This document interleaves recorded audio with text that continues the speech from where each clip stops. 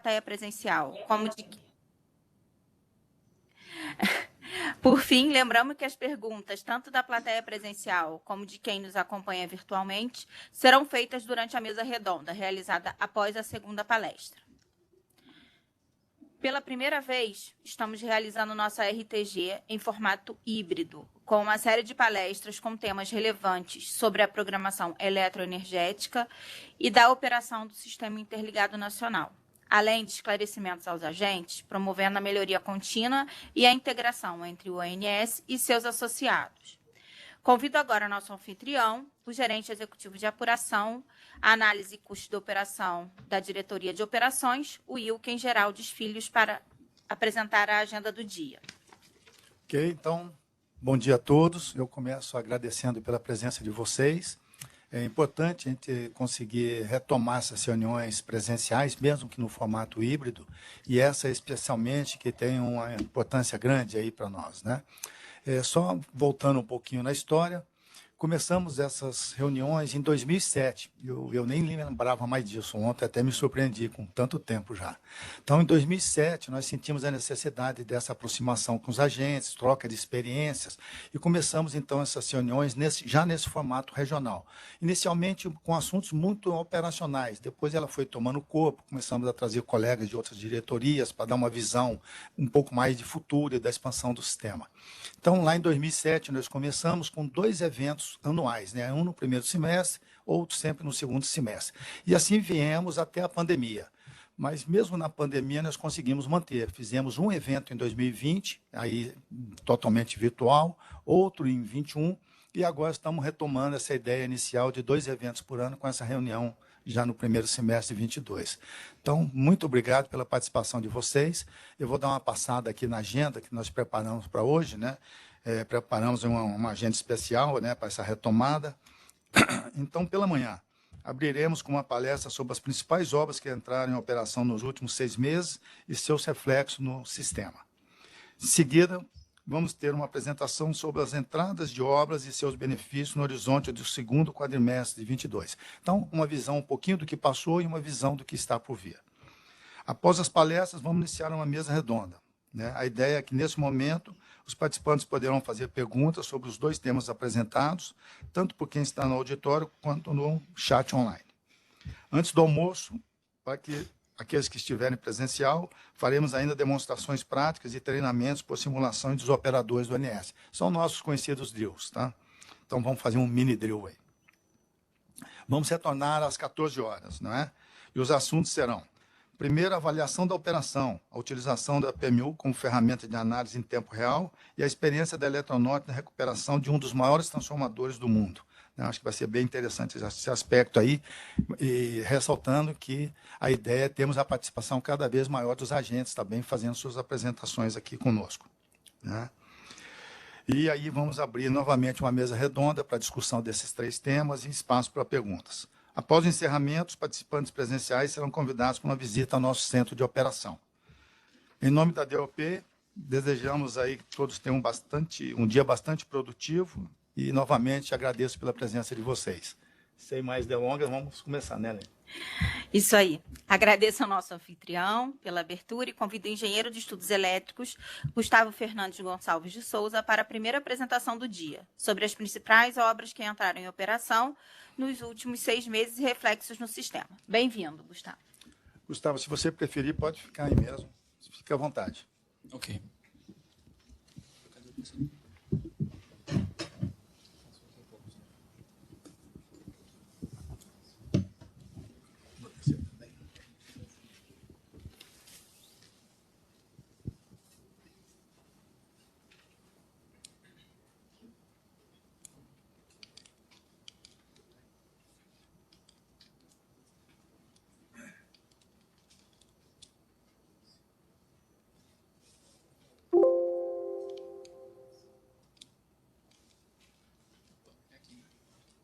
Passando?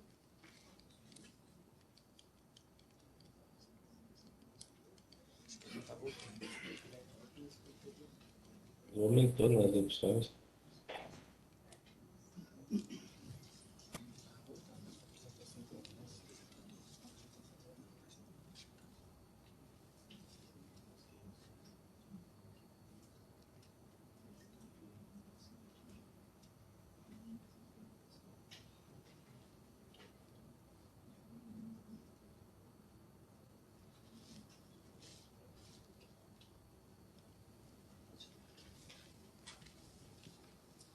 Bom, pessoal, bom dia a todos. Meu nome é Gustavo, eu trabalho na Gerência de Procedimentos Operativos, a PDP. E para mim é uma honra, uma satisfação estar mais uma vez presente aqui na reunião técnica inicial do nosso Centro-Oeste, já pela quarta vez. E dessa vez muito especial pelo fato de termos todos aqui reunidos de volta. Muito bom ver todos bem, com saúde. Pessoal, vocês já pararam para pensar na quantidade de obras que vem integrando o Sistema Interligado Nacional nesses últimos meses? Foram muitas, na verdade. Obras essas com objetivos diversos. Auxílio no controle de tensão, aumento na capacidade de transmissão, aumento nos limites de intercâmbio entre regiões, entre outros aí que a gente poderia elencar. E aqui no nosso Centro-Oeste não foi diferente. Tivemos várias obras integradas nessa rede nesses últimos meses, e são sobre essas obras que nós vamos comentar no dia de hoje, bem como os impactos dela no Sistema Interligado Nacional. Aqui eu elenco os estados que vamos comentar hoje, são os estados que tiveram obras integradas nesse período de 6 meses. Os estados que aqui não estão presentes se deve ao fato de não ter tido obras integradas nessa janela de tempo. Então, nós vamos falar das obras de Rondônia, do Mato Grosso, o Pará, destaque para o Pará, tivemos muitas obras no Pará, Maranhão e, por fim, o sistema Roraima também com suas novas usinas térmicas. Em Rondônia, nós tivemos aí a entrada em operação dos transformadores lá de Coletora Porto Velho 23069. Transformadores esses da Argo. Então, nós tivemos o primeiro entrar no dia 19 e o segundo no dia 21 de 12 de 2021. Esses transformadores eles vieram com o objetivo de fazer ali o reforço no atendimento às cargas da capital Porto Velho, por meio do fechamento do anel 69 kV entre Porto Velho e Coletora Porto Velho, e assim ganhando mais uma fonte de suprimento a atender essas cargas da capital. Desde quando esse transformador entra em operação, ele está sem carga ainda, dependia de obras da distribuidora, mas a previsão, esse mês ainda, de já ser iniciado a tomada de carga nesses transformadores, e aí eles passarem a suprir também cargas da Porto Velho. No Mato Grosso, nós tivemos entradas de recursos de equipamentos para controle de tensão. Nós tivemos, então, no dia 30 do 12, a entrada em operação do reator de barra lá de Jaú, reator da Eletronorte de 100 VAR. E no dia 25 de janeiro deste ano, nós tivemos a entrada em operação de 3 bancos capacitores na subestação de Cochipó, bancos capacitores de 138 kV, 35 MVAR cada, também da Eletronorte. Reator de barra em Jaú é importante, principalmente quando nós temos fluxo ali baixo, né, aquele no sentido de Jauru para Vilhena, e acaba que o perfil de tensão da região se eleva. Então, agregando mais um recurso aí para a operação utilizar em tempo real. E manter as tensões dentro dos limites estabelecidos. Os bancos de Cochipó também vieram como auxílio para controle de tensão, recuperar a tensão ali naquele 138 kV, e também serve para aliviar o reativo do transformador. E nós entramos no estado do Pará. No Pará nós tivemos bastante obras relevantes, com objetivos vários. A começar pelo transformador, os 2 transformadores 23069 lá da SE Jurupari, transformadores da Amapá, operado pela Z Energia, 30 VAR cada. Tivemos talvez a grande obra, a subestação de Serra Pelada, 500 kV, subestação nova no sistema. Entrada no dia 19 de dezembro, subestação de propriedade do Novo Estado, operado pela ENGIE. Também no mesmo dia tivemos a integração, né, da Serra Pelada e Itacaiunas, então Serra Pelada ficou conectada a Itacaiunas, recebeu tensão por esse caminho. No dia 21 nós tivemos a entrada de operação dos 2 circuitos Serra Pelada para entregador. Essa é de propriedade da Energisa Pará. E também tivemos no dia a entrada de operação da transformação de Serra Pelada 500-138 para atender as cargas da região. E, por fim, no dia 21, tivemos a entrada da subestação de integradora 500 kV, o pátio 500-230, essa transformação. Você vê que as obras não pararam. Tivemos também o transformador da XTE, o transformador lá da SE Jurupari, esse de 500, 230, 450 MVA. Tivemos também o transformador lá no Tramo Oeste, o segundo transformador 230-69 da SE Tucuruí, ali no Tramo Oeste.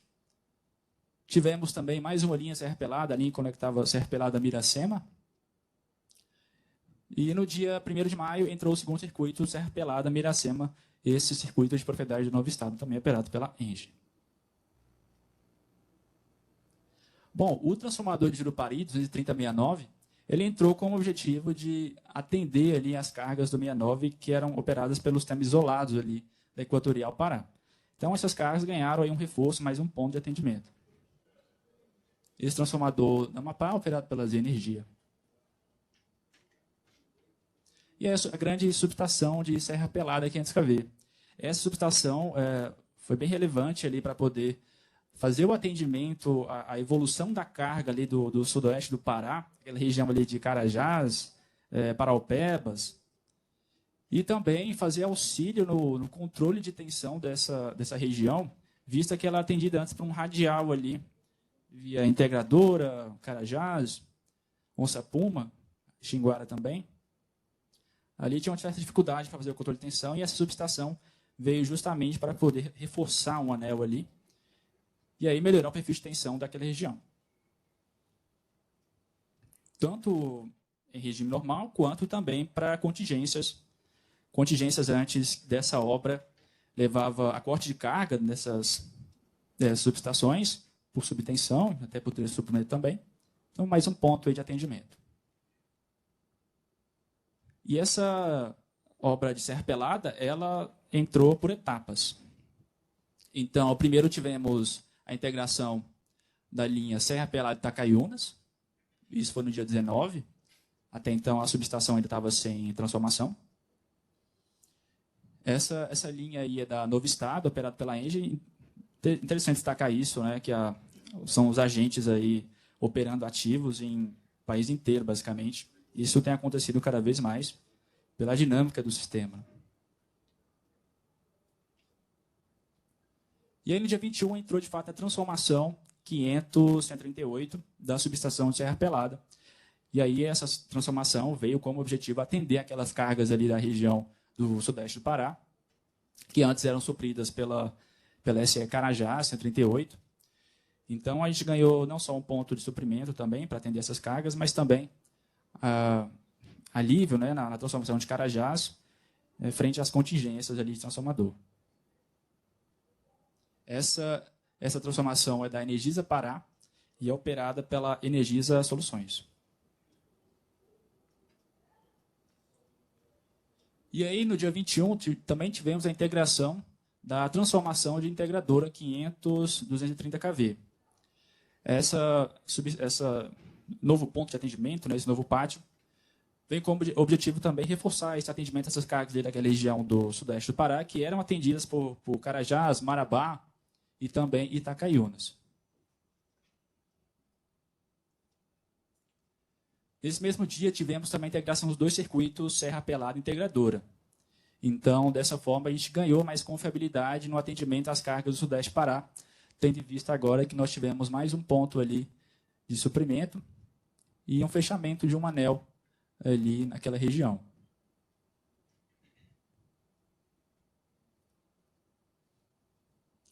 Também tivemos um outro transformador integrando ali na região, que foi em Jurupari, o terceiro transformador 500-230 kV, de 400 MVA.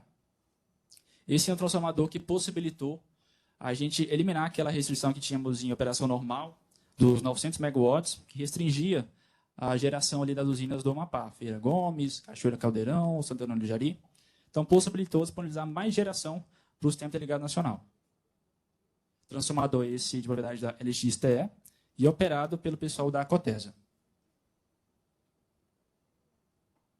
Além disso, também com a entrada desse terceiro transformador, tendo em vista que a contingência de não leva a sobrecarga admissível, foi possível a gente também retirar o CEP ali que tinha antes, que fazia corte de geração das usinas, quando a gente só tinha 2 transformadores, na perda de um levava sobrecarga admissível. Então, foi possibilitou também a retirada desse esquema.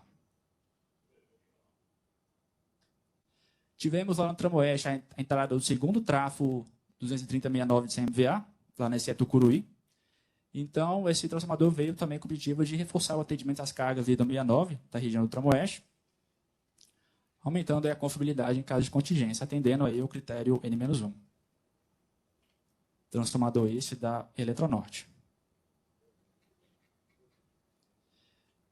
E aí, também tivemos os dois circuitos recentemente de Serra Pelada, conectando lá em Miracema.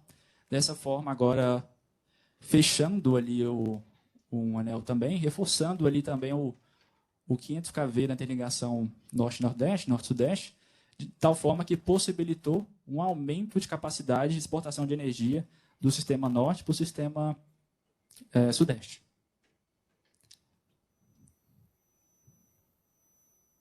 Obra essa da Novo Estado, operado pela ENGIE. No Maranhão, nós tivemos a integração do transformador de Presidente Dutra, transformador da Eletronorte, 23069, que vem com objetivos de fazer o atendimento ali, ampliar a confiabilidade no atendimento às cargas e da subestação Presidente Dutra.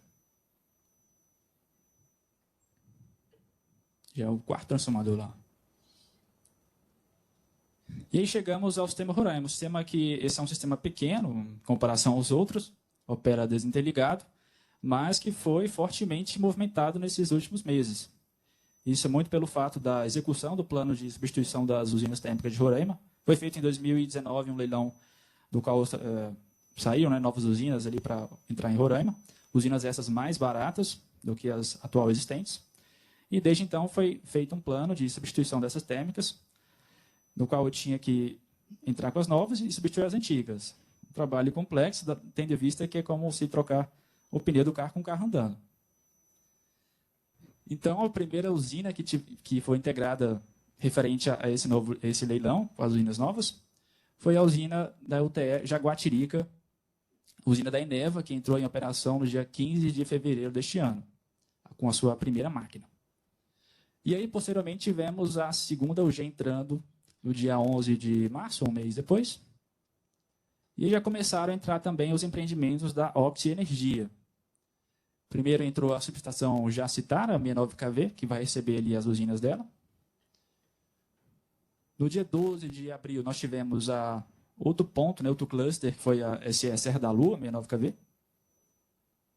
E aí também tivemos a entrada aí da primeira térmica da Oxy, a UTE Bonfim. Posteriormente tivemos a Pau Rainha entrando ali no dia 15. E aí tivemos a Santa Luz sendo integrada no dia 21 de abril. Recentemente tivemos aí a finalização dos testes de 96 horas da UTE Jaguatirica, a terceira e última máquina desta usina. A UTE Jaguatirica, ela entrou para fazer parte desse novo contexto de usinas do sistema Roraima.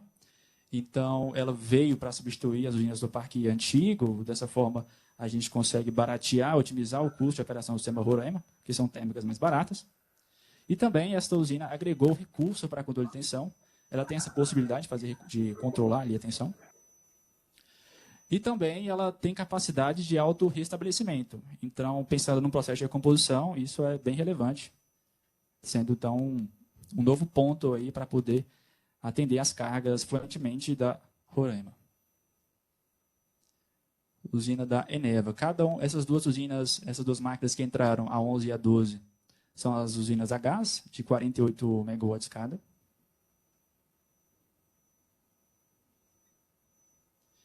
E aí a subestação Jacitara, que entrou logo depois, é uma subestação coletora da qual recebe a injeção de potência das usinas Pau Rainha e Santa Luz, e se conecta lá em Boa Vista, fazendo essa injeção de potência.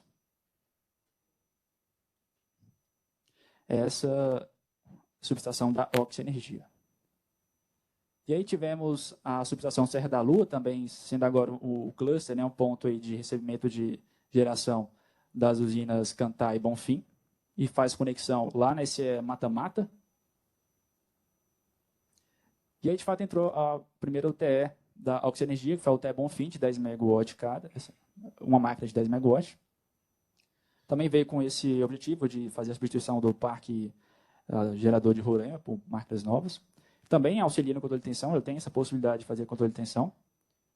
E interessante destacar que é uma usina de biomassa, é uma usina que utiliza cavaco da madeira como insumo para a geração de sua energia.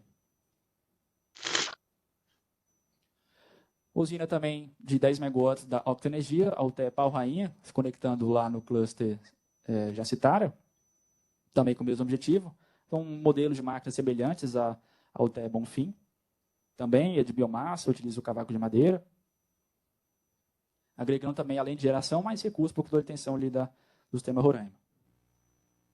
O UTE Santa Luz também, usina da Auxi Energia, de 10 MW, se conectando lá no cluster Jacitara, também com esse mesmo, seguindo o programa de substituição das máquinas de Roraima, também possui capacidade de controle de tensão, e utiliza aí o cavaco da madeira como insumo para a geração de energia.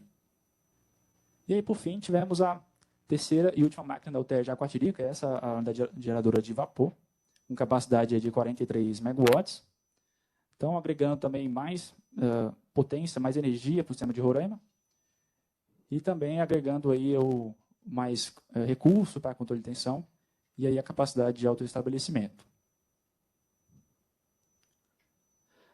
Bom, pessoal, então, no dia de hoje, nós vimos que o Norte Centro-Oeste foi uma área bastante movimentada em termos de obras nesses últimos meses. Obras com objetivos diversos, aí, agregando muito recurso para melhorar o desempenho do sistema e a operação dele também. Mas o sistema, como vocês viram, o sistema não para. O sistema continua obra, norte a sul, leste a oeste, continua tocando. E agora, quais serão as obras que vão entrar nos próximos meses? Aí essa conversa eu deixo com o pessoal do planejamento e dos colegas na sequência. Pessoal, agradeço aí a atenção de vocês, fico à disposição para qualquer tipo de dúvida, esclarecimento, e muito obrigado pela atenção.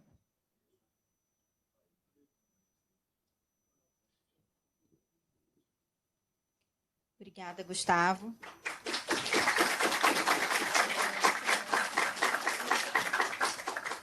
Convido agora os engenheiros de estudos elétricos, Alexandre Rodrigues Nunes e Fernando Antônio Xavier França. Eles farão uma apresentação conjunta sobre as entradas de obras e seus benefícios, horizontes segundo quadrimestre de 2022. Sejam bem-vindos.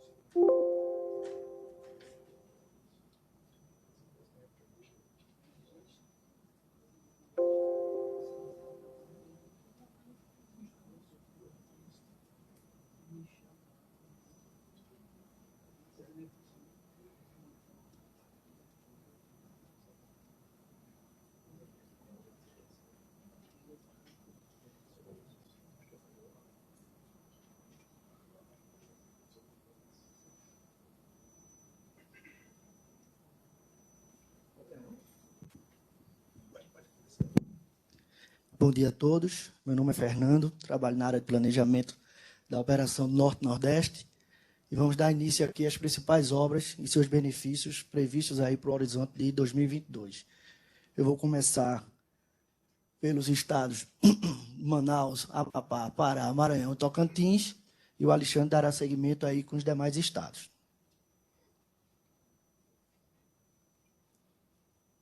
Começando pelo estado do Amazonas, a gente traz essa importante obra que é a implantação da fase reserva de 50 MVA na transformação lá de Manaus.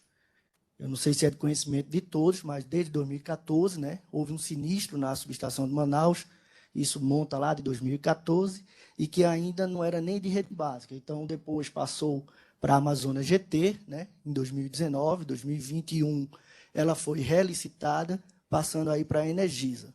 Então, a gente viu, até acompanhou que já tem um cadastro no SGI para a implantação dessa fase reserva. Entrei em contato até com o pessoal da Energisa, era agora para o dia 22, mas foi postergada para o final do mês. Então, essa fase reserva, na verdade, vai ser o restabelecimento, né, da fase reserva que foi sinistrada lá atrás e trazendo aí uma maior confiabilidade no atendimento às cargas de Manaus, sobretudo em situação de contingência. Essa data que ficou maio de 26 é porque é a data que foi de licitação, tá? Tem um conjunto enorme de obras para fazer toda a revitalização das subestações de Manaus, Cristiano Rocha e Lixuga, e dentre eles houve essa antecipação, né, que é a entrada da fase reserva. Então, houve uma carta do ONS, agora em meados de agosto, onde é relatado, conjuntamente com a operação, todo o sinistro que foi verificado na subestação de Manaus. Depois a gente passa para o Amapá, foi falado aqui pelo Gustavo a questão do terceiro transformador. Tão importante quanto também, Gustavo, é aí a previsão de entrada do terceiro circuito de Jurupari e Laranjal. Então, hoje a gente tem, além de eliminar sobrecarga em condição de contingência simples, ele vai permitir evitar blackout no sistema Amapá quando dá perda dupla desse circuito Jurupari e Laranjal. Essa obra está prevista, data contratual dela é março de 23, mas está prevista aí para junho de 22. Inclusive, no quadrimestral, a gente já vai eliminar a necessidade de CEP para contingência simples, porém, ver a adequação desse CEP para a perda dupla.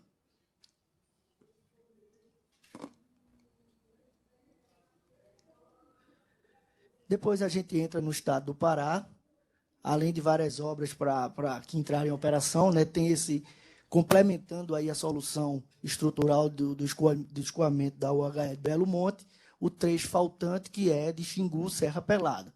Essa obra está prevista para novembro de 2022. Aqui é importante falar que a entrada desse circuito, do ponto de vista local, ele vai poder desativar o CEP lá que hoje tem para a abertura da linha Marabá-Carajás, quanto de perda dupla aqui, tanto de Marabá e Itacaiunas. Desculpa, deixa eu voltar aqui. Passou.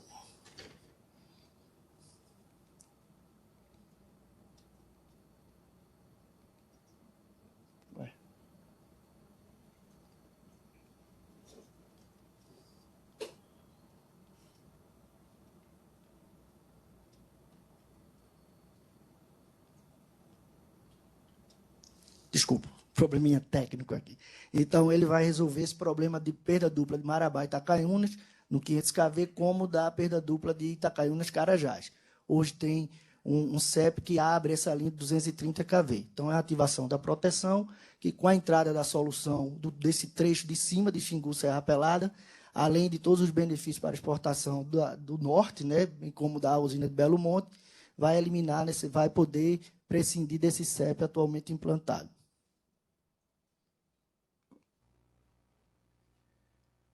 Aqui no atendimento à região metropolitana de Belém, a gente tem a linha de Marituba-Utinga, né? É o circuito 3 e o circuito 4, também é um circuito duplo. Isso fez parte da solução de Marituba, só que entrou por partes. Então, entrou a linha de Marituba e o trecho Marituba-Utinga, que hoje passa a ser um problema quando temos perda dupla. Então, com a entrada desse outro circuito duplo, a gente vai poder também eliminar o CEP existente quando dá abertura dessas linhas, no caso de contingência. A data dela é junho de 2022.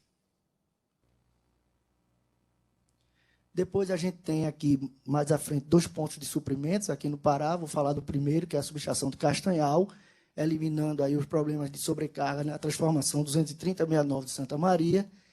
Vale ressaltar que essa subestação vem correndo, né, com o tempo. Ela teve no quadrimestre, agora já correu, estava no 2Q, já correu para outubro de 22, então essa é a data atual dela. O CCT assinado com a distribuidora para maio de 22, então esse novo ponto de suprimento aqui vai retirar a carga lá de Santa Maria 23069 e resolvendo o problema, inclusive, de contingência ali de Castanhal Santa Maria que a gente tem hoje.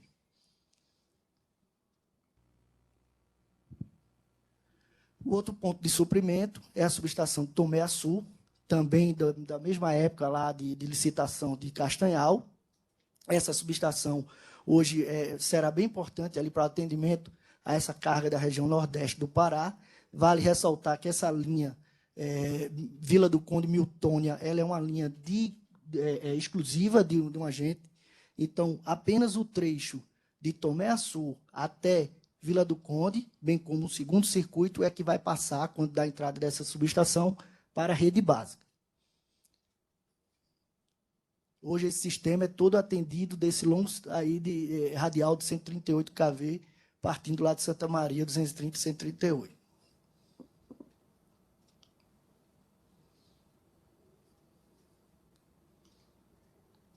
Passando para o estado do Maranhão, a gente tem a eliminação aqui praticamente de 2 radiais, né? Primeiramente, o de Imperatriz Porto Franco. Na verdade, mesmo tendo o 138 interligado ali de Porto Franco com Miracema, mas em situação de perda da linha Imperatriz Porto Franco, a gente tem sérios problemas de tensão que resultam na perda de carga. Então, é uma perda temporária de toda a carga atendida aí pela subestação de Porto Franco. O segundo circuito está previsto agora para setembro de 2022, a data contratual, e no DMSE setembro de 22. Essa data que a gente traz aqui, CIGET, é a data informada pelo agente. Então, é importante colocar isso para os agentes, a necessidade de fazer essa compatibilização da data do CIGET com a data do DMSE. Porque os estudos do ANS, os estudos elétricos do ANS, eles são realizados com base no acompanhamento do DMSE. Obviamente, quando a gente tem uma data informada pelo agente, com pré-operacional marcado, agendado, a gente também considera. Mas a gente sempre tem esse problema de compatibilização de datas do DMSE com a data informada pelo agente. A gente vai ver um exemplo prático mais na frente. O outro radial também é o N-1 aí na região de Balsas, situação semelhante. Nesse caso aqui não tem interligação em 138, nem 69 kV. Então, perde toda a carga de Balsas quando temos a contingência do único circuito Ribeiro-Balsas. Essa data, de novo, aqui a data contratual, setembro de 22, e nessa sim, DMSE, CIGET e agente, todos em fase, com a data de janeiro de 23. Eu trouxe para essa apresentação, embora o horizonte seja 22, mas é porque também foi correndo e hoje já está aí pulando para o próximo ano.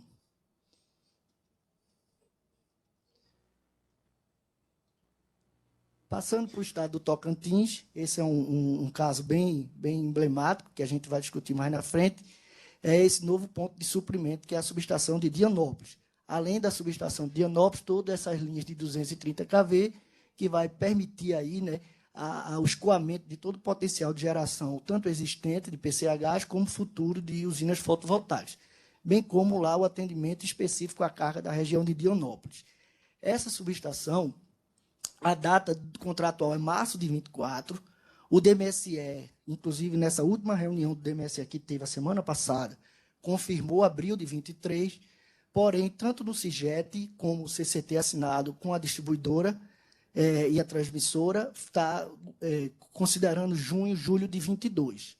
Então, esse é um caso assim, bem didático, a gente vai falar mais na frente na questão da mesa, que é como se dá esse processo de antecipação das obras de transmissão, especificamente relacionadas às obras de fronteira, ou seja, subestações de transmissão com atendimento direto à carga, com a distribuidora associada. A gente tem a informação mais recente, que agora, ontem, não foi isso, Alexandre? Eu acabei de olhar no meu e-mail, a Energisa Tocantins solicitou ao ONS os estudos pré-operacionais. Então, essa informação, não sei se tem alguém aqui da Energisa, mas vai ser interessante a gente conversar sobre isso.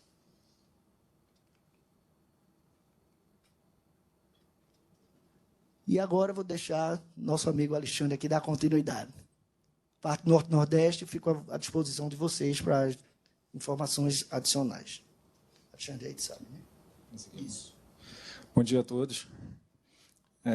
Meu nome é Alexandre Nunes, eu sou engenheiro de estudos elétricos, do planejamento elétrico de curto prazo. Vou falar um pouquinho para vocês das obras, agora principalmente o atendimento ao Estado de Goiás.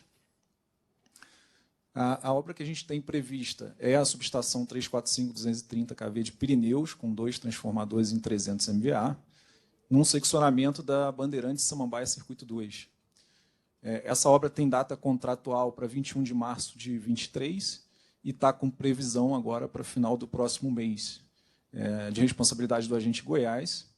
E essa obra tem um benefício que vai permitir a redução de carregamento na rede 230 kV da região central de Goiás, em especial nas linhas de Brasília Sul, Pirineus e na transformação de Bandeirantes. Foram problemas que nós tivemos no ano passado para poder escoar a energia do norte para o sudeste. Outra obra que nós temos é a substituição do compensador estático existente na subestação de Barro Alto. Esse está com data contratual para 20 de setembro e está previsto, para mim aqui está bem ruim de ver, prevista para 30 de junho. A gente já tem um compensador estático lá, que está em final de vida útil, e ele vai ser trocado por esse de maior capacidade, menos 75 a 150 MVAR, e ele vai proporcionar uma maior confiabilidade e uma melhora no controle de tensão da região norte de Goiás. A gente ressalta também que ele mitiga um problema de subtensão quando a gente tem problema de perda dupla no eixo ali entre Barro Alto até Serra da Mesa. Também tem a previsão da entrada da linha de 230 Edéia Cachoeira Dourada. Essa obra está com data contratual para 20 de setembro e previsão para 30/6. O agente responsável é Goiás. É importante essa obra que ela vai permitir o atendimento ao critério N-1, quando a gente tem a perda do circuito singelo entre Edéia e Palmeiras, que isola a subestação de Edéia e a geração em carga que tem atendida ali pela subestação de 138. Além disso, vai permitir uma redução de carregamento das linhas que saem da subestação de Cachoeira Dourada Tumbiara, Cachoeira Dourada Anhanguera e Cachoeira Dourada Planalto, em situações de contingência, eliminando assim a necessidade de restrição de geração em condição normal. Outra obra prevista é a substituição do ATR-2 e a entrada de unidade de reserva na subestação 230, 138 kV de Cachoeira Dourada. Essa obra está com data contratual para 29 de maio de 21, ela está atrasada, está com uma previsão atual para o dia 19 de julho. Essa obra é de responsabilidade do agente Furnas e ela vai trazer uma maior confiabilidade, devido ao equipamento que está em campo, está com indicativo de degradação de isolamento e contaminação por enxofre corrosivo. Além disso, vai eliminar a necessidade de restrição de geração para cenários com elevada geração interna ali no 138 kV do sul de Goiás, principalmente ali a Cachoeira Dourada. Também temos previsão aqui de uma transformação nova, 230-138 de Itapaci, com 2 transformadores de 100 MVA. Essa obra tem data contratual para 6 de março desse ano, está atrasada. O primeiro transformador está previsto para dezembro, ainda assim uma data definida, mas dezembro desse ano. E o segundo transformador para janeiro do ano que vem. Pelo DMSE, essa obra tem uma entrada prevista para 1º de abril do ano que vem. A gente está aqui contando ali com aquela data de dezembro, segundo informação do agente responsável, que é a EDP Goiás. Essa obra vai permitir fazer uma transferência de cargas atualmente atendidas pelo PAD 69 através do PAD 138, aliviando o carregamento da transformação 230-69 de Itapaci e permitindo atendimento ao critério N-1 na perda de um dos transformadores 230-69. Isso vai eliminar o risco de corte de carga por CEP quando as medidas operativas são insuficientes para resolver o problema. Lembrando que essa obra, para ela ter sua efetividade completa, ela vai depender da entrada de Pega uma o outra computador para subestação, mim, por favor. 13869 de Serra do Ouro, Aí. e a linha de 138 Itapaci Onde Serra seu do quarto? Ouro, que é a próxima obra que a Ele gente vai aqui, falar aqui. Ele aqui na tomada, Essa obra por favor. fora da rede de operação, né, ela tem previsão para dezembro de 22, de responsabilidade da Enel Goiás, e é ela que vai permitir essa transferência de carga. Então, acaba que uma obra fica dependendo da outra. O 230, 138, dependendo do 13869 e da linha de 138 para poder efetivar essa transferência de cargas. Bom, agora falando um pouco do Distrito Federal, a gente tem aqui a obra prevista para aumento de vida útil do autotransformador 02, de 345-138 kV de Brasília Sul, é um transformador de 150 MVA. Ele estava com previsão, com data contratual para 25 de janeiro desse ano, está atrasado, e com previsão para 30 de julho. O agente responsável é Furnas. Essa obra vai trazer um aumento de confiabilidade, né, para a operação, e a obra consiste de substituição total de desenrolamentos, isolamentos, buchos, comutadores. Então, é uma reforma completa do transformador que está em final de vida útil. Tá? Agora, duas obras que não são de rede básica, mas são importantes para o atendimento aqui do Distrito Federal. A gente tem aí a linha em 138 kV Brasília Centro, Brasília Leste. Ela está prevista para junho de 2022 e é de responsabilidade da Neoenergia Distribuição Brasília. Essa obra vai aumentar a confiabilidade no atendimento às cargas de Brasília e vai aliviar a transformação de Brasília Sul, né? Ela vai trazer parte do atendimento ali vindo de Brasília Leste. Outra obra fora da rede de operação, mas também muito importante, é a linha de 138 Sobradinho, Transmissão Itapuã. Da mesma forma que a outra obra, aumenta a confiabilidade e faz uma divisão de cargas ali com a transformação de Brasília Sul e Brasília Leste. Falando um pouquinho agora do estado do Mato Grosso,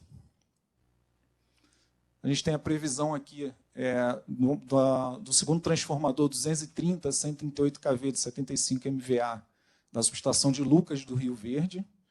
Ela está com data contratual para 29 de setembro e uma previsão para 12 de junho desse ano, já no próximo mês. Ela é de responsabilidade da Eletronorte e ela é a solução para o risco de sobrecarga em regime normal, na transformação única existente, que tem necessidade, em alguns momentos, de corte de carga em tempo real, a depender do carregamento, e o risco do corte de toda a carga na contingência do único transformador. E aí, destacando que para as cargas ali do 138 não tem possibilidade de remanejamento. Então, essa obra é bem importante para resolver esse atendimento crítico de Lucas do Rio Verde. A outra obra prevista é uma subestação 230-138 kV de Rio Claro 2, com 2 transformadores em 100 MVA, que vai entrar seccionando a linha de 230 Rondonópolis-Rio Verde. Essa obra está com data para 21 de setembro e com previsão para 15 de junho.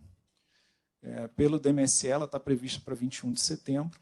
Ela é de responsabilidade da MES Energia e ela vai permitir solucionar os problemas de subtensão em regime normal no eixo de 138 kV ali da DIT, que parte da subestação de Rio Verde até Couto Magalhães.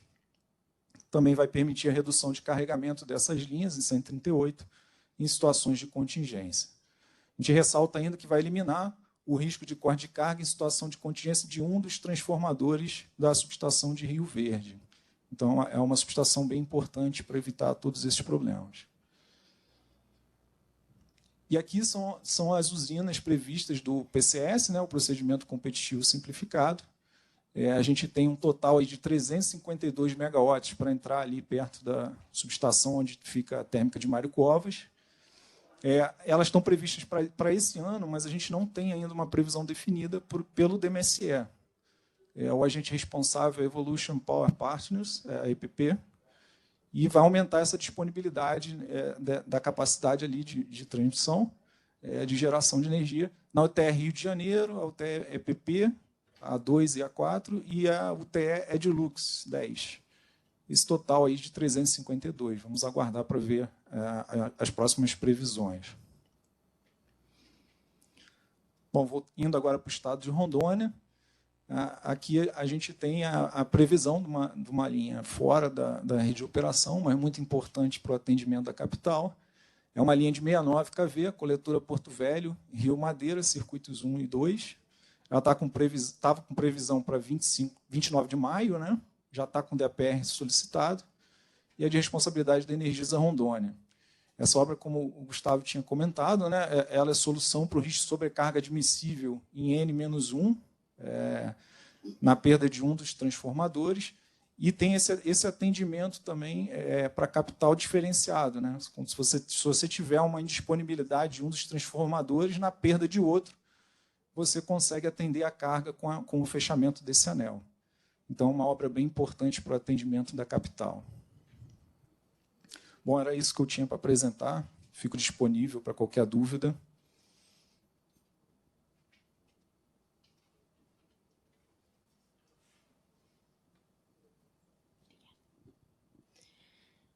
Obrigado, Alexandre e Fernando, pela apresentação. Pedimos que permaneçam no palco e convido o nosso outro palestrante para compor a primeira mesa redonda do dia. Lembrando que quem estiver online poderá mandar perguntas pelo chat. Antes de iniciarmos, assistiremos a uma breve vinheta. Pode rodar.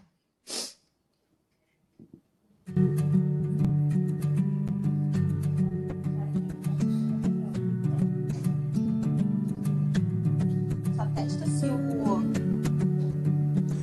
microfone está ligado.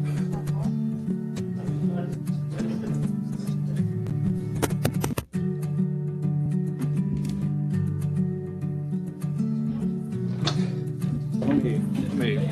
É de casa?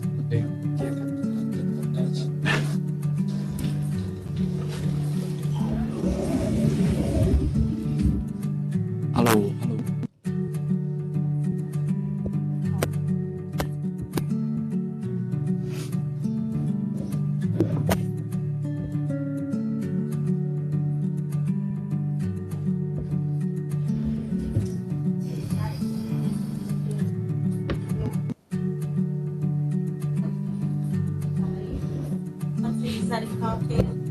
Acho que está ok. É a parte ok. Acho que sim. Alô, alô. Som.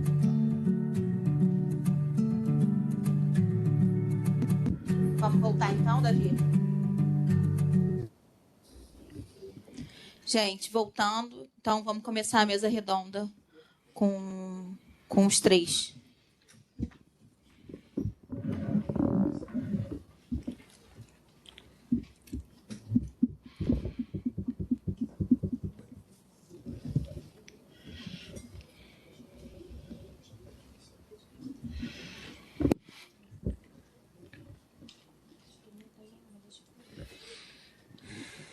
Bom, já que não apareceu nenhuma pergunta, deixa eu puxar aqui, então, para ver se incentiva vocês. Foi colocada a questão da capacidade de autorrestabelecimento em Jaguatirica, né? E, com isso, mudar as condições ali de recomposição de uma eventual falha.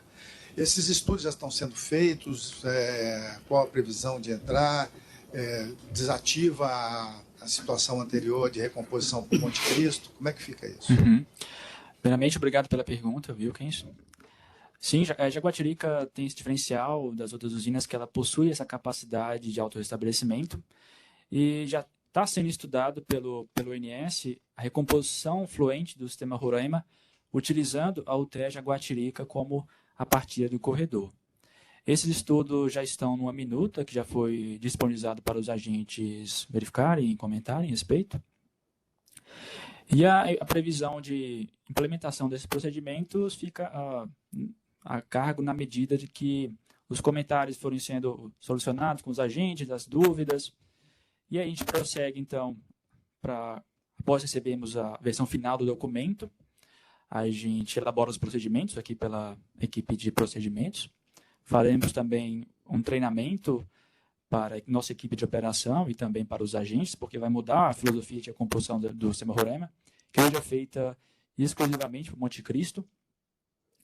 E Monte Cristo, nesse primeiro momento, também vai ser incluída nesse processo de recomposição com Jaguatirica, mas à medida que Monte Cristo for desativada, ela será desativada somente quando entrar todo o parque térmico novo de Roraima.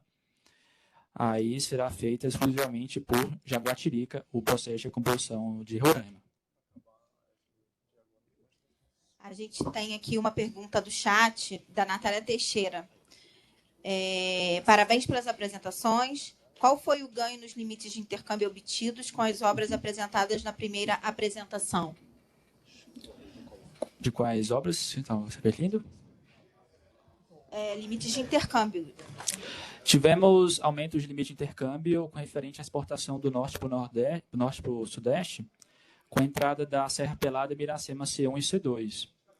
Nós tínhamos antes uma limitação que girava em torno de 9.000 megawatts de transferência, e aí com a entrada dessas duas linhas, não mais essa limitação, aumentou bastante aí a capacidade de escoamento e puxando essa energia do norte lá, entregando para o sudeste.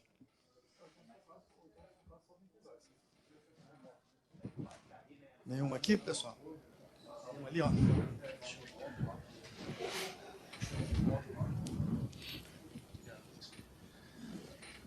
Primeiramente, bom dia, Mário, represento a empresa EDP. Só tirando uma dúvida, você apresentou alguns estudos ali do Amapá, né, do terceiro circuito. Só em nível assim, de conhecimento, uma vez entrando esse terceiro circuito, quais são as expectativas de alteração do CEP das usinas, né? A gente tem a usina lá de Cachoeiro Caldeirão e a gente tem alguns CEPs, né, implantado lá em função das restrições. E se você pudesse falar um pouquinho, agradeceria. Obrigado pela pergunta. Como eu falei, estão me ouvindo? Como eu falei, com a entrada desse circuito, a gente já vai poder prescindir do CEP para perda simples, porém, nesse quadrimestre, a gente até colocou no 2Q a necessidade de adequá-lo para perda dupla, porque essa questão, ainda mesmo com o terceiro circuito, a gente tendo uma perda dupla, a situação é bem difícil ali no caso do Amapá. Atualmente, isola totalmente do sistema, né, a atuação de ERAC e tudo. Então, nesse momento, para perda simples com a entrada desse terceiro circuito, poderá prescindir do CEP, mas terá que haver uma adequação para a perda dupla.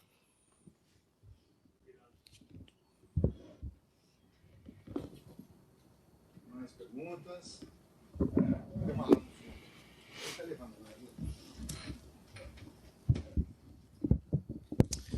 Bom dia a todos, João da Eletronorte. Parabéns aí pelas apresentações. A minha pergunta é sobre o controle de tensão lá no eixo Jauru-Vilhena, né? Você citou a recente entrada do reator lá de Jauru e a gente constatava no passado uma violação de tensão em regime permanente bastante de longa duração, assim, né? Principalmente com exceção dos capacitores sérios ali naquele trecho Jauru-Vilhena. E muitas vezes também a operação do estático de Vilhena no limite indutivo por longo período de tempo também, né? A pergunta é se vocês têm expectativa que esse reator já seja a solução. A gente sabe que tem outros reatores que vão entrar em Vilhena futuramente, né? E se vocês, qual a expectativa para o futuro e o que vocês constataram depois da entrada do reator, se houve melhora significativa ou não para esse problema. Obrigado. Sim. Obrigado, João, pela pergunta. Esse reator, de fato, ele veio como um recurso bem fundamental ali para aquela região de Jauru. De fato, as tensões ficavam bem elevadas, tínhamos que explorar bastante o compensador estático ali, principalmente quando o fluxo ali também está baixo. E a gente temos visto assim, a melhora com a utilização desse reator de barra lá, para controlar as tensões. E sobre o futuro, não tenho visto previsão de mais recurso ali para a controle de tensão daquela região. Não sei se no médio prazo tem alguma coisa, mas aqui no curto prazo não tenho essa informação. Acho que a gente, só complementando, Gustavo, a gente faz essa reavaliação do controle de tensão a cada estudo quadrimestral, né? A gente teve aí o segundo quadrimestre, a princípio, com os equipamentos que temos lá disponíveis, esse novo reator, a gente consegue operar, inclusive trazendo uma folga para esse compensador estático, que é importante lá para o desempenho dinâmico da região. Então, a gente entende que os recursos, até o momento, são suficientes, mas isso está em constante reavaliação, tá? Era isso, obrigado. Mais algum?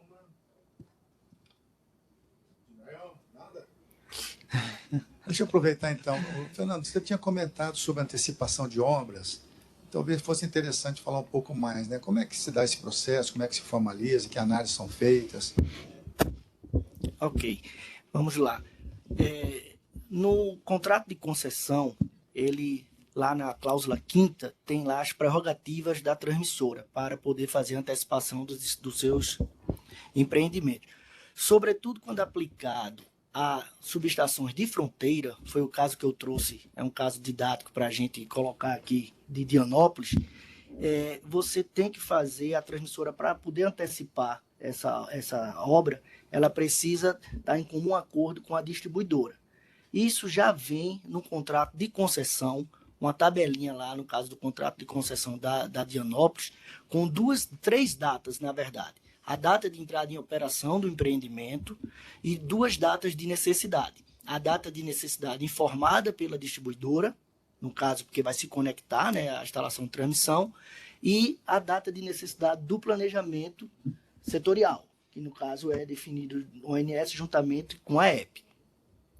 Para antecipar essa data de entrada em operação para uma data que seja igual ou superior à data de necessidade do planejamento, basta haver esse acordo com a distribuidora. Esse acordo ele é firmado por meio de contrato, que é o chamado contrato de conexão da transmissão, e lá consta uma data informada e firmada com isso. É um contrato bilateral da transmissora com a distribuidora, onde o ONS é apenas interveniente nesse processo. Todavia, se for necessário essa redução para uma data anterior à data de planejamento, de necessidade do planejamento, aí precisa requerer a anuência da ANEEL. Lá na cláusula consta com antecedência mínima de 2 meses para essa nova data prevista. Um exemplo concreto que eu trouxe de Dianópolis, para deixar mais claro para vocês, a data de entrada em operação que saiu com a contratual é março de 24, a data de necessidade que consta lá no contrato de concessão da Energisa é janeiro de 23, planejamento setorial, e a informada pela Energisa, distribuidora, nesse caso, não sei se todos sabem, mas tanto a Energisa, transmissão distribuidora, da mesma holding, né? Todas as duas são Energisa, e ela colocou 18 meses após a assinatura do contrato de concessão. Esse contrato de concessão ele foi assinado, se eu não me engano, em 2019, março de 19, 18 meses, março, agosto de 2020. Então, em tese, poderia fazer antecipação para essas datas, desde que não fosse inferior à data do planejamento, que é janeiro de 23. O que é que aconteceu nesse caso concreto? Houve a assinatura do CCT, em comum acordo da transmissora com a distribuidora para julho de 22, ou seja, uma data inferior à data de planejamento. Então, para isso, a distribuidora precisa requerer essa anuência da ANEEL. Isso a gente agora, no final do ano, o ONS, que aí é na área da área de contratos, né, de parecer de acesso, fez uma revisão do parecer de acesso, informando isso, que estava antecipando de março de 24 para julho de 22, porém, aí citava a questão da cláusula 5ª do contrato de concessão e dizia para a Energisa que ela tem que requerer essa anuência da ANEEL. Para nossa grata surpresa, né, até antes de ontem não tinha essa informação. Uma outra questão mesmo que seja para julho de 22, está muito em cima, não tinha nenhuma sinalização para o ONS sobre o estudo pré-operacional. Então, uma obra que vai entrar em julho de 2022, teria que ter um pré-operacional. Então, assim, já é fato, pelo próprio e-mail da Energisa, eles estão colocando para outubro de 22. E oficializou essa solicitação ao ONS, como eu falei na apresentação, no dia de ontem. Então, não sei se ficou claro, mas são 3 datas no contrato de concessão, onde a transmissora pode alterar da data de planejamento para frente, sem problema, mas se for anterior à data de necessidade, precisa requerer a anuência da ANEEL. E sempre em comum acordo com a distribuidora e assinado o CCT.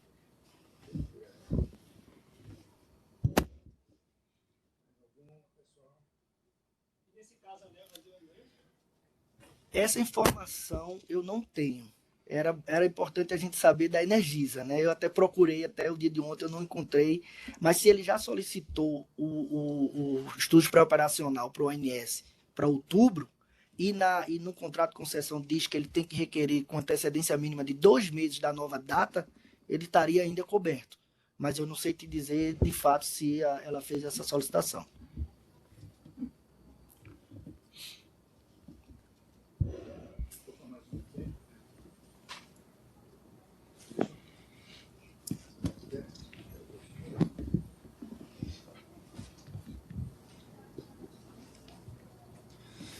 Bom dia, eu sou o André da Eletronorte. Eu gostaria de saber se com a entrada dos bancos de capacitores lá da subestação de Cochipó, existe um estudo para a desativação do compensador estático da subestação?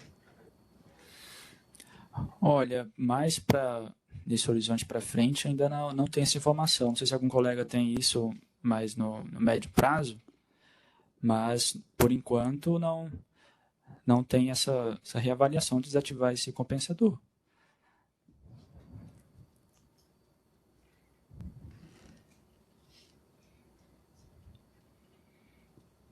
Vou aproveitar e fazer mais um.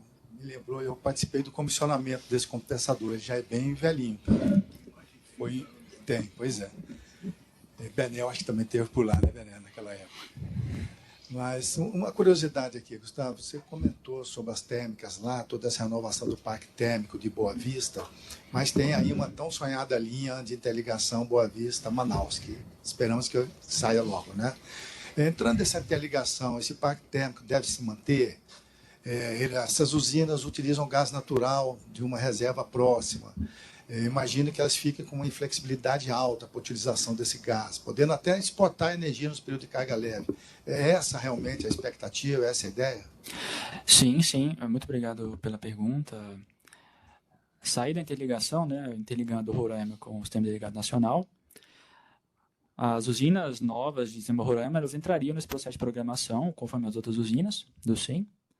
E aí essas usinas poderiam sim exportar energia para o SIM.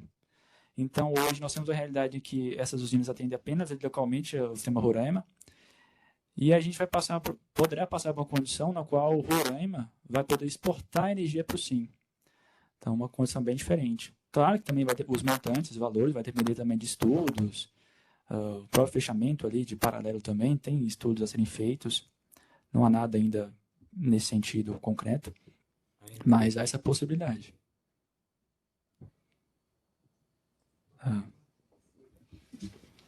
Bom dia, Noreta de Madeira. Qual a previsão para interligar Roraima ao SIM? Olha, boa pergunta. Se eu não me engano, a data estava para 24, tá? Eu não vou saber precisar aqui de cabeça qual é a data, mas é para o ano de 2024, se tudo der certo.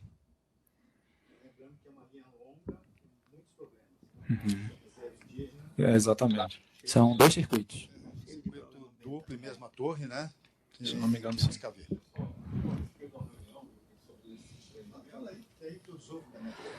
Tentar contribuir com alguma coisa. Eu participei de uma reunião sobre esse empreendimento, e aí são quase 800 quilômetros de linha de transmissão saindo de Manaus, dos quais 122 quilômetros passam dentro de reserva indígena. E aí existe uma série de protocolos a serem seguidos para poder fazer a construção dessa linha. Um dos exemplos, não se pode fazer nenhum canteiro de obra dentro da usina, dentro da faixa de servidão onde percorre a faixa na reserva indígena.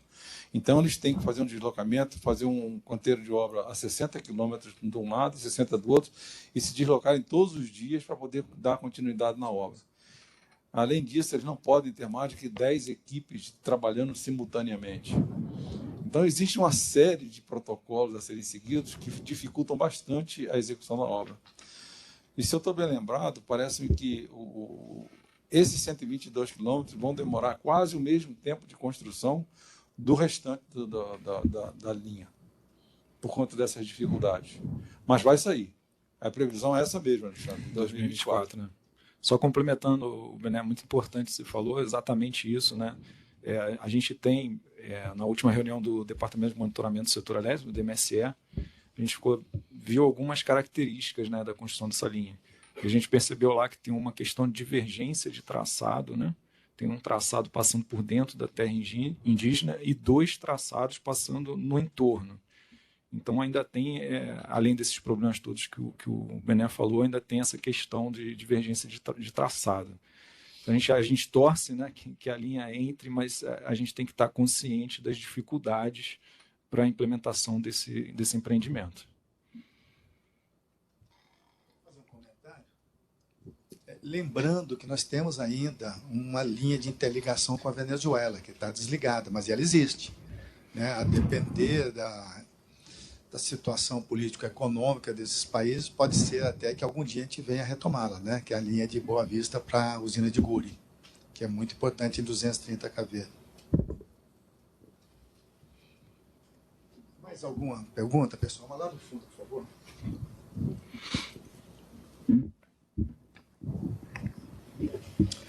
Em um determinado momento da apresentação, vocês citaram a questão do N-1 para uma determinada transformação, né? A pergunta é se o ONS está avaliando a adoção desse critério em algumas subestações de fronteira específicas. O que está se pensando a respeito desses critérios de operação em relação ao planejamento do sistema? Obrigado. Bacana a sua pergunta. Na verdade, a gente apresenta, às vezes, algum critério diferenciado a depender para atendimento à capital. A gente viu a questão de Manaus, né, como foi crítico, que a gente ficou com um transformador fora por um tempo e a situação ficou bem severa lá para Manaus. Então, nas capitais, dependendo do grupo de trabalho dos estados, né, os GTs, há alguma indicação, né, das entidades setoriais. Então, esse caso de Porto Velho, né, foi uma excepcionalidade e essa linha de 69 vai permitir, né, garantir o atendimento, mesmo que você fique com um dos transformadores lá, tanto da coletora Porto Velho quanto Porto Velho fora. Mas é um critério de atendimento excepcional, tá? Não é o tradicional nos nossos estudos de planejamento. Chegou uma aqui pelo chat, eu vou ler, de Hugo. E se o projeto de traçado da linha se desviasse da reserva indígena? Eu não sei como é que fica a questão dos trâmites, né, junto às entidades setoriais, uma vez que você tem um contrato, né, da obra e tudo determinado lá nesse contrato. Se houver alteração de traçado, a gente teria que ver a ANEEL, o Ministério, com as suas discussões, definir se permite ou não uma alteração de traçado. Mais alguém?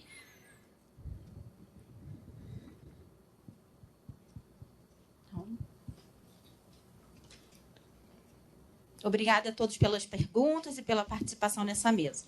A partir de agora, os presentes no auditório acompanharão a demonstração prática de treinamentos por simulação dos operadores do ONS, feita pela equipe de gerência de configurações de rede, e, na sequência, visitam o estande do operador. Para quem está online, preencha a pesquisa de satisfação. O link está sendo compartilhado no chat da nossa transmissão. Encerramos a etapa de programação virtual. Todos estão convidados para retornar às 14 horas para o reinício das palestras.